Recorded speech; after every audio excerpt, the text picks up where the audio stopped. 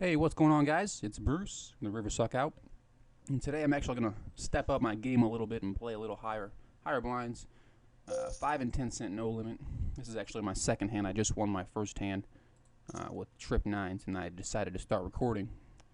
So let's pick up right here. I'm in the small blind with 10 jack off suit. I just called a raise from the button, and I flop middle pair with my jacks. So we'll keep slowing down here. I mean, there's a flush draw out there now. He didn't continuation bet like I expected. That bet is pretty big. What I expect here,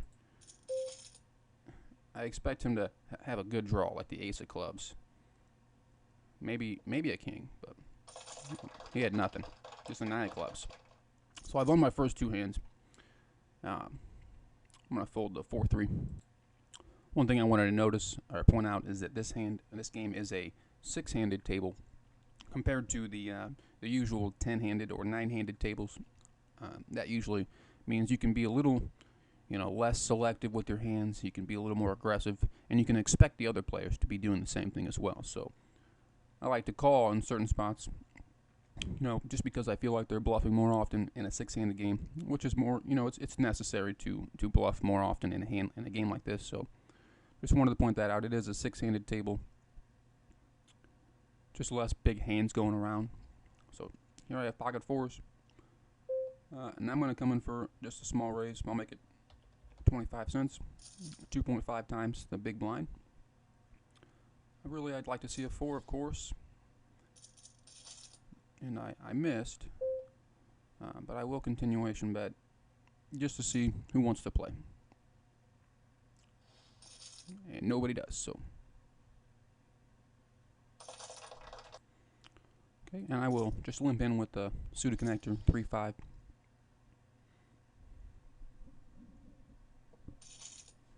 So I have a gut shot straight draw and a pair. And I will do a min bet just to stab at it and see if I get raised, which I did. But he only min raised me.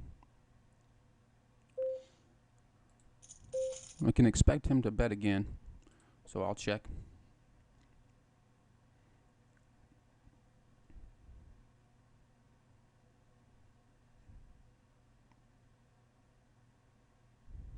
In this spot, he could easily have a flush draw and just wanted to get a free turn card. That's 75 cents. That's a pot-sized bet.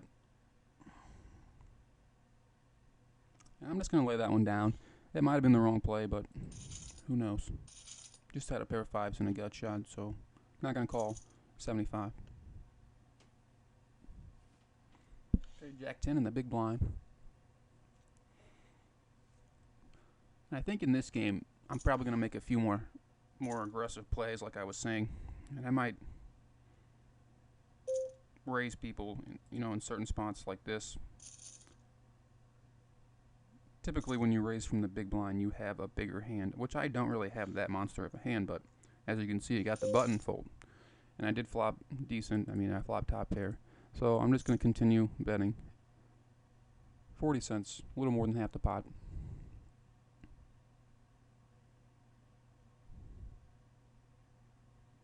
And it's back to me and this guy again, and he folds. Okay, so ace-8 of diamonds in the small blind. Got it raised at 30 cents.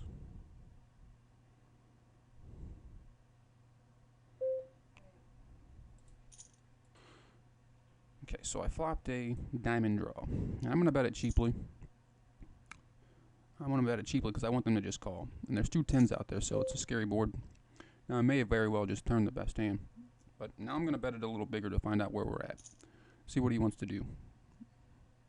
Because if he doesn't have a 10, that's a scary board. I might have the best hand with two pair 8s and 10s, but I also have that big diamond draw. So,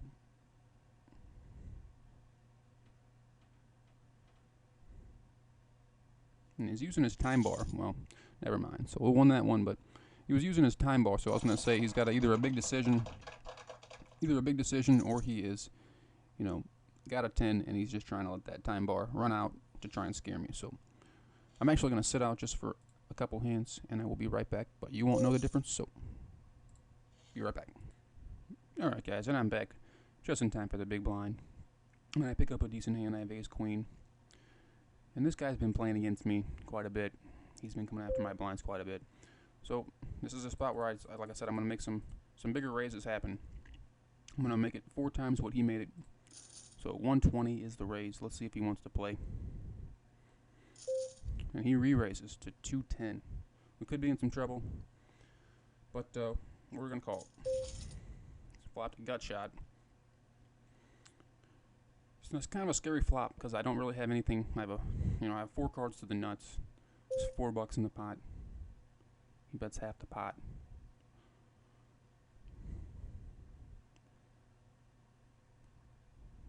Decision time, decision time. I'll call 1 time. Looking for a jack or an ace in that spot. But I really want to see if he slows down.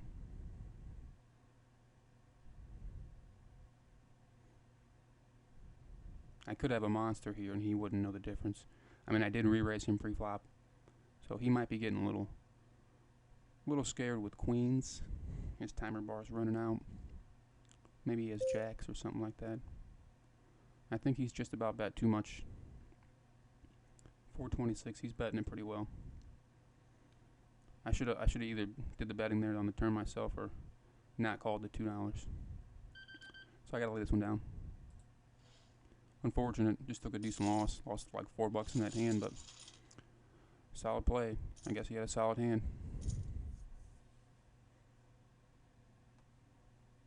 610 suited in the small blind. We got to raise to 40. I'm just going to lay that one down.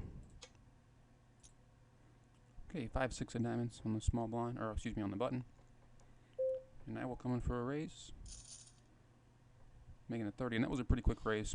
So these guys are going to be aware of that. That was a very quick raise. So flop 1 pair of 5s. Standard continuation bet. The same bet, 30 cents. And he calls.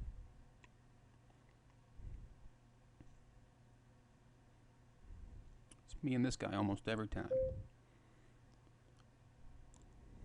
Well, I'm going to play it a little big, same way he would do to me. 80 cents this time. And he calls. If he had an 8 jack or so, he just hit the nuts, but I'm still sitting here with second to bottom pair. I'm not liking where I'm at. And he's doing some, he's taking the aggression from me. I was the better, so he's taking the aggression from me, which is either a bluff or he has a very good hand. And considering that, I'm just going to call it. And he was a bluff, so when he takes the aggression from you like that, when you're the aggressor the entire time, and then on the last card he decides to lead out, he's trying to take the pot from you. I mean, if I'm going to continue, if I was the aggressor, he should expect me to bet again. So knowing that he stole my aggression, I made the call there with second to bottom pair. So also I want to point out, that's not an easy call, but because it is against this guy, and I am curious to see what kind of cards he's playing, it makes me think that maybe I made a bad laydown when I had ace queen, but I think my ace high was just not enough to call. At least I had 1 pair in that spot to call and get some information from this guy. But now I'm aware that he is, he's a bluffer. But I guess I'm in the same boat because I raised it up with 5-6. So he's probably thinking, oh, he's a player too. So got to be aware of his plays. Got to catch on to those. But next time he'll probably not be bluffing next time. So he'll probably want to have a good hand next time he bets into me. Okay, deuce 4 offsuit. Big blind, we're just going to fold it to the early position raise. Okay, king 9 offsuit. In the worst position, but we're down to 5-handed because this guy he was sitting out, but now he's back. And this guy raises to 35. And I've noticed that he does that quite a bit, but I'm not going to call that one. He only has about 350 left, so I have to look at calling almost his entire stack when he starts putting more money in. Deuce 6, we're going to fold. 10 jack offsuit. I'm going to come in for a raise here. I'm going to do 2.5 times the big blind. I expect this guy to come along, and I like the fact that he's in the small blind, which gives me position over him, but he might just fold. But he does come along. I continue to flop against him, so this time I have top pair. If he checks, I'm going to continuation bet because that's what I would do. So he leads out. He's betting it pretty strong. So again, here's a spot where he's stealing the aggression from me. You know, I was the raiser, so now he decides he wants to lead out. But there's a good chance he has a better jack. Now I just turned a straight draw, but I called. So we'll see what he wants to do. It's not easy to continue firing when someone just flat calls you. That's $1.50. To me, that's a bet that it's trying to scare me out. And he knows that I can call. I'm capable of calling with bottom pair. He's already seen it. Now, I do have a straight draw with my 8, but I also have top pair. Diamonds just hit, so that's got to be a scary card for him if he doesn't have a diamond draw. I'm really hoping he just checks it so I can just check behind, but I might have to call another bet. $3.50. Huge bet.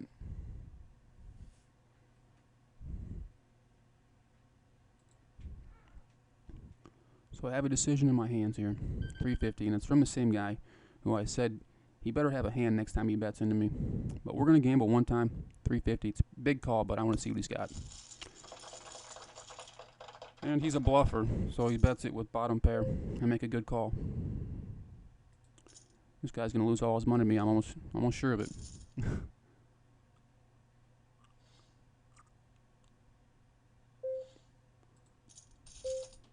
Okay, so it's me and him again. And I have bottom pair. And there's not a whole lot out there, but he did min raise pre-flop. So he bets 30. Now I have 2 pair, and I mean, it just hit a flush, but it's just, I feel confident with this hand for sure. If he had a flush draw, I don't think that he would have bet 30 cents on the flop. I think that would have been a bet that would try to scare me away. So now here he bets $1. Again, it seems like a scare bet, like he doesn't want me to stay in. So this time I'm gonna steal the aggression.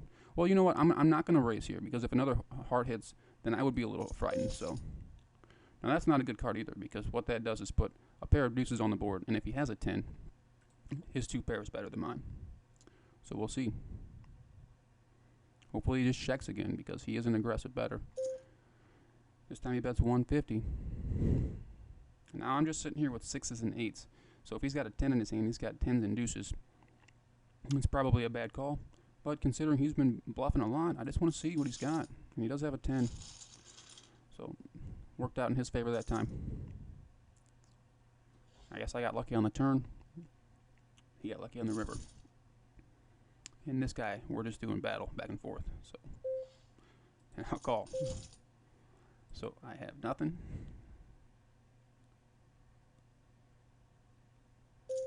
And he bets it. He's going to win that one because I finally have nothing against him.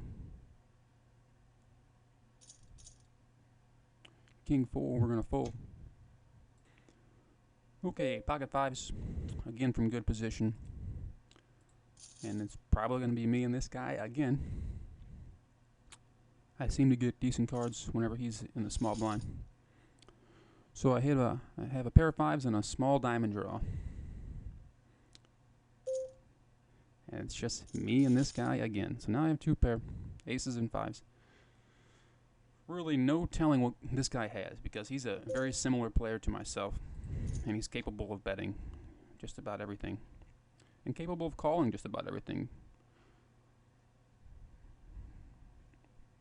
So now I'm just sitting here with 2 pair. I really like to see what he's got. I like to get as much information, so I'm going to call it. And he flopped a flush. So, like I said, he's capable of having almost any cards at that time. I think what I'm going to do, I'm going to slow it down just a little bit and wait to have a little more solid cards against him because he has realized that I'm kind of calling quite a bit of his bets, so he's putting in more money and getting paid. I'm still up a little bit, but just going to be a little more patient. Guys, I am going to have to end this video, so if you guys want to continue watching this cash game with me versus this guy, you guys can join me in segment number 2 of this cash game. And have a good one. Thanks for watching.